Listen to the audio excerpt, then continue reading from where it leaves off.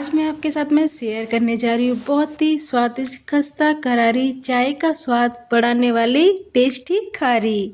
बिल्कुल bakery style में बनाकर तैयार करेंगे घर पर ही बहुत ही आसानी से। अब बाहर का स्वाद भूल जाओगे जब इस तरीके से आप घर पर टेस्टी खारी बनाओगे। और ये खारी आप महीने 2 महीने तक स्टोर करके रख सकते हो, बिल्कुल भी खराब नहीं बनती है और बहुत ही स्वादिष्ट खस्ता करारी बनकर तैयार होगी। नमस्ते दोस्तों, मैं हूँ आपकी कविता और मेरे कविता किचन में आप सभी का बहुत बहुत स्वागत है। तो चलिए बनाना शुरू करते हैं। सबसे पहले जो यहाँ पे ले रही हूँ वो है 1 कटोरी भर के मैदा। तो यहाँ पर हमने मैदा लिए, तो यहाँ पर हमने मैदा पूरी डाल दी है। और अब जो मैं इसमें डाल रही हूँ बहुत ही अच्छा टेस्ट लाने के लिए यहाँ पर डाल रही हूँ मैं आधा छोटा चम्मच नमक। तो यहाँ पर अब जो मैं डाल रही हूँ वो है अजवाइन। तो यहाँ पर मैं जो ले रही हूँ 1 चम्मच भर के अजवाइन। इसको अच्छे से हाथों पर रख के अच्छे से इसको मसल के इसमें डाल देंगे और अच्छा इसका टेस्ट आएगा। यहाँ पर इसको अच्छे से कर लेते हैं मिक्स। यहाँ पर हमने अच्छे से कर लिया है मिक्स। और अब जो मैं इसमें डाल रही हूँ वो है आधा कटोरी से भी कम ऑयल। चम्मच से बताऊं तो यहाँ पर हमने लिया है 8 छोटी चम्मच, जो नॉर्मल चम्मच घर में होती है ना वही वाली चम्मच इसमें डाली है। और इसको अच्छे से करेंगे मिक्स। आप इसकी जगह चाहो तो घी भी डाल सकते हो। यहाँ पर हमने अच्छे से कर लिया है मिक्स। तो यहाँ पर अब मैं आपको दिखा देती हूँ। ये देखिए यहाँ पर हमारा आटा अच्छे से बंध रहा है, इसका मतलब मोइन एकदम परफेक्ट है। तो चलिए अब पानी डालकर नॉर्मल पानी डालेंगे और अच्छा से इसका डो तैयार करेंगे। तो यहाँ पर अच्छे से हमने डो तैयार कर लिया है। ये देखिए इसको 10 से 15 मिनट के लिए ढक कर रख देंगे। यहाँ पर अब जो मैं ले रही हूँ वो है 2 चम्मच भर के इसमें डालेंगे घी। आप चाहो तो इसकी जगह ऑयल भी डाल सकते हो। तो यहाँ पर मैंने 2 चम्मच डाल दिया है। अब जो मैं यहाँ पर डाल रही हूँ वो है 1 चम्मच भर के मैदा और इसको अच्छे से करेंगे मिक्स। यहाँ पर हमारा शाटा भी अच्छे से तैयार हो गया है। ये देखिए जो लेयर्स आएंगे ना वो इसी से आएंगी, बहुत ही अच्छी आएंगे। आपको इसी तरीके से चाहिए आप देख लीजिए। 10 से 15 मिनट हो चुकी है तो अब देख लेते हैं आटा। तो यहाँ पर अच्छे से सेट हो चुका है। अब इसको हम अच्छे से इस तरीके से मस लेंगे और इस तरीके से इसको लंबा करेंगे। ये देखिए इस तरीके से लंबा कर लिया है। इस तरीके से हम इसको कट करेंगे। आप चाहो तो चाकू से नहीं तो हाथ से भी इस तरीके से तोड़कर बना सकते हो। तो यहाँ पर हमने इस तरीके से इसकी लोइयां बनाकर तैयार कर ली है। अब इसको हम अच्छे से बेलेंगे और रोटी की तरह इसको थोड़ा सा बड़ा रखेंगे। इस तरीके से हम इसको एकदम पतला बनाना है, बहुत ज्यादा मोटी नहीं रखनी, बस इसी बात का ध्यान रखना है। और आटा लगाते समय आपको ध्यान रखना है कि बहुत ज्यादा टाइट आटा नहीं लगाना है, बहुत ज्यादा सॉफ्ट नहीं लगाना है।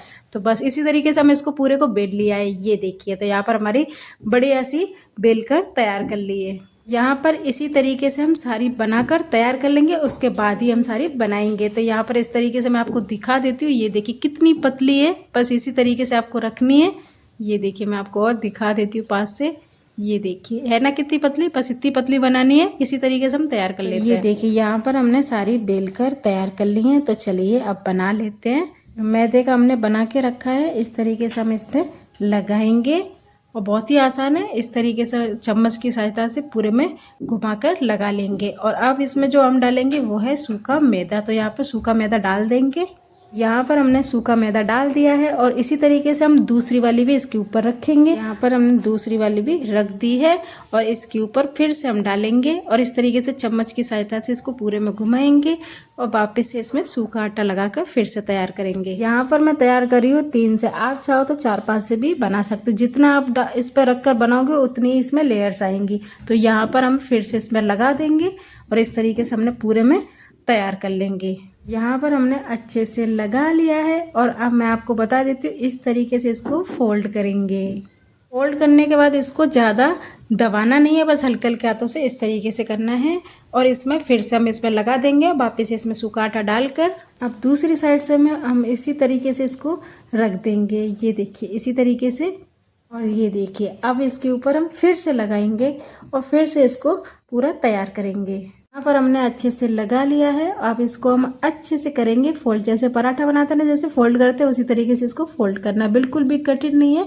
ये देखिए इस तरीके से इसको फोल्ड करना है, बहुत ज़्यादा इसको दबाना नहीं है। तो यहाँ पर हमने अच्छे से बना लिया है। अब इसको हल्के हल्के हाथों से इसको घुमाकर बनाना है। आप चाहो जैसा शेप रखना चाहो वैसा बना सकते हो। तो इस तरीके से हम इसको घुमाते हुए बना लिया। ये देखिए तो अब इसको हम चाकू की सहायता से अच्छे से करेंगे कट। आप बड़ा छोटा साइज जैसा आप साइज रखना चाहो उस तरीके से आप रख सकते हो।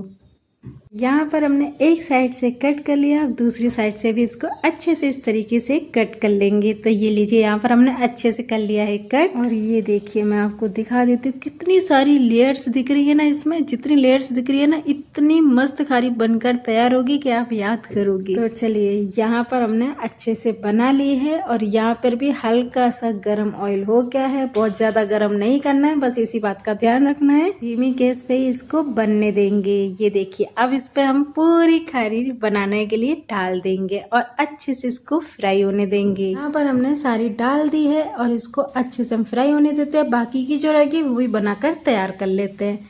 तो ये लीजिए आप देख सकते हो इतनी सारी लेयर्स दिख रही हैं। ये देखिए यहाँ पर एक साइड से सीख चुकी है, अब दूसरी साइड से भी हम हल्के हल्के हाथों से इसको दूसरी साइड से भी घुमाते हुए इसको पूरी पलट लेंगे और अच्छे से इसको फ्राई होने देंगे। अच्छे से हमने दूसरी साइड से भी पलट लिए और ये देखिए इसका कलर कितना अच्छा इसका कलर आया, बस इससे ज़्यादा नहीं इसको फ्राई करेंगे। तो चलिए अच्छे से सीख चुकी है, अब इसको हम बाहर निकाल लेंगे।